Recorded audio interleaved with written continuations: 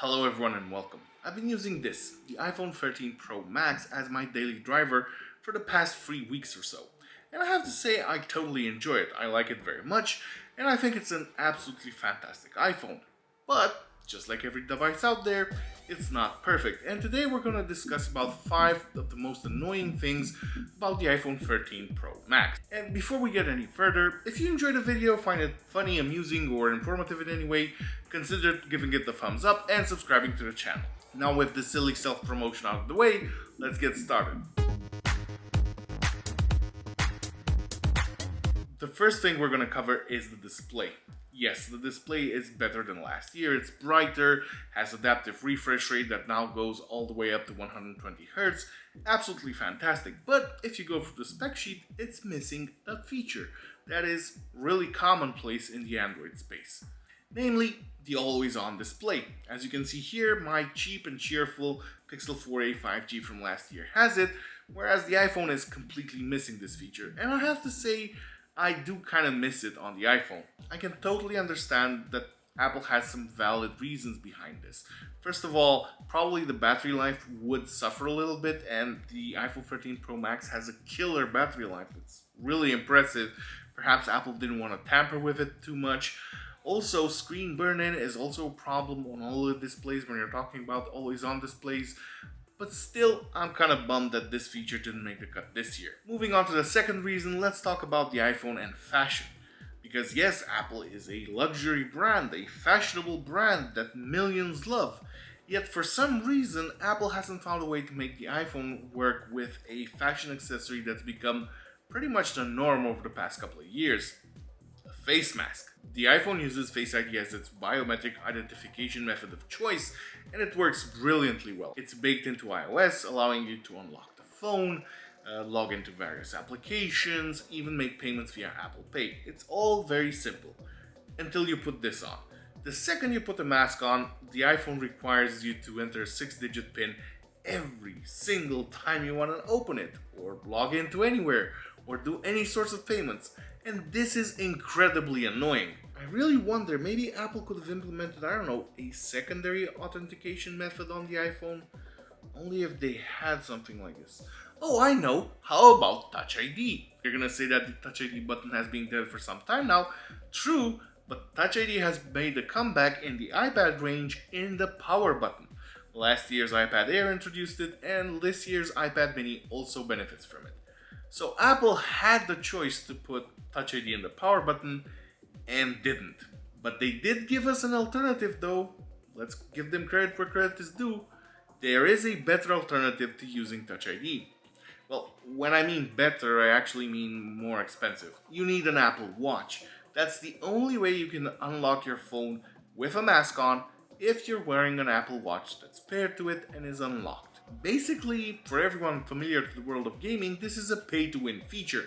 So I've already spent more than $1,000 on the phone, so I guess I benefit from the right to spend another couple of $100 or $300 for an Apple Watch to actually be able to unlock it while wearing a face mask. That is enormously annoying, to say the very least. Okay, thirdly, I'm going to exercise my marketing spiel for a bit. Give me a minute. So this is the first year ever where you can buy an iPhone with USB-C. And that statement is actually completely truthful and technically correct, which is the best kind of correct ever. But you see, it's not this particular iPhone. No, this one sticks with Lightning. No, Apple couldn't be bothered in bringing USB-C to the iPhone after all of these years. Instead, a Swiss robotics engineer came up with the idea of swapping in the USB-C port into his iPhone X.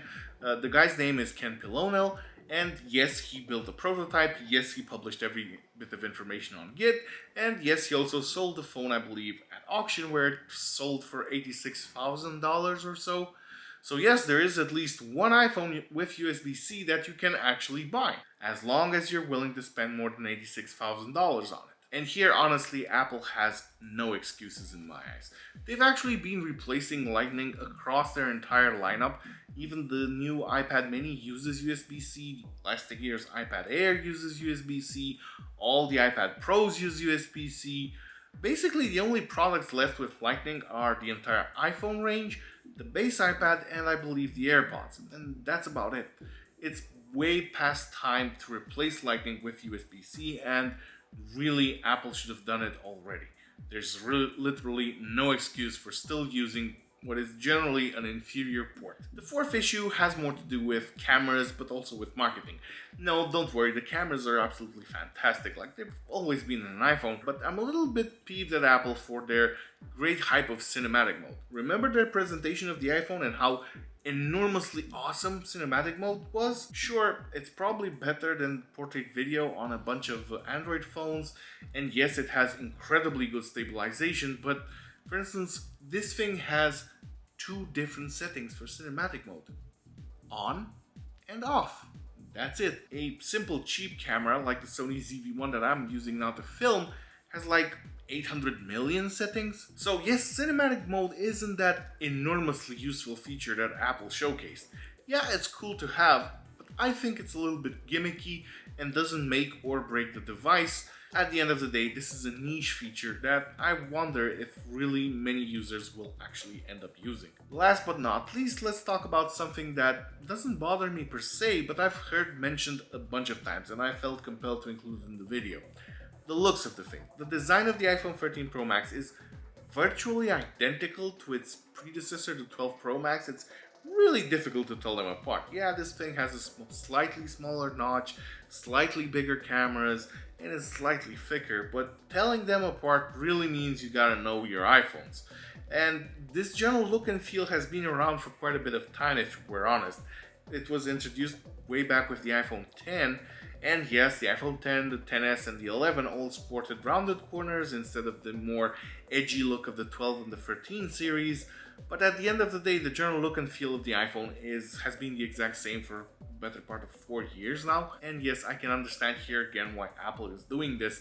They offer years of software support for their phones, which means they have a lengthy lifespan, which means they need to have an elegant, understated design that doesn't look dated 2 years after being bought. So yeah, they're going with a design language that is pretty similar across generations, offering smooth transition from one generation to the next in the hope of not antagonizing buyers and clearly identifying the product as an iPhone. I don't particularly dislike the understated design. Maybe sometimes I think Apple should have been a little bit more daring with it, but I completely understand where they're coming from with it. But a lot of people seem to dislike this approach, and I've heard it mentioned so many times that I thought I'd include it in the video. And there you have it. Those are the 5 most annoying things I've encountered in the usage of the iPhone 13 Pro Max. All in all, I would say an absolutely fantastic phone, but like every single phone, device, or product out there, it does have its weaknesses and limitations. And again, if you enjoyed today's video, consider giving it a thumbs up and dropping a sub to the channel. Thanks for watching, and I'll see you next time.